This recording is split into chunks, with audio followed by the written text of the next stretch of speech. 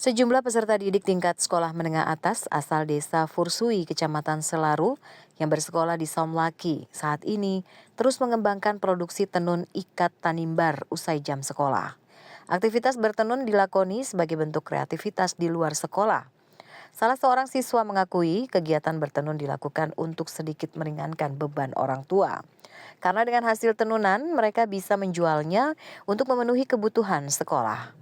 Dari hasil tenunan yang diperoleh, mereka biasa menjualnya dengan harga 150 hingga 500 ribu rupiah per lembar. Sejauh ini, aktivitas bertenun yang dilakukan para pelajar ini masih belum melalui kelompok tenun yang resmi, sehingga dana yang didapat untuk membeli bahan seperti benang masih swadaya sendiri. Setiap kali pulang sekolah tuh katong habis makan siang, langsung katong batenun. Bisa membantu orang tua juga bisa meringankan orang tua supaya sental membebani orang tua. Harapan katong saat ini sebagai anak-anak Tanimbar, khususnya katong yang merantau, katong harapan itu kedepannya bisa diperhatikan oleh dinas koperasi atau dinas pariwisata.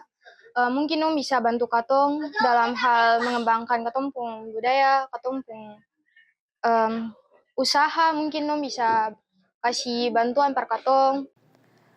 Para siswa berharap ke depannya ada perhatian dari Dinas Koperasi Daerah dan Dinas Pariwisata dengan memberikan sedikit bantuan bahan agar dapat digunakan untuk pengembangan tenun ikat Tanimbar. Dari Somlaki, Kepulauan Tanimbar, kontributor TVRI Redemptor Reresi melaporkan.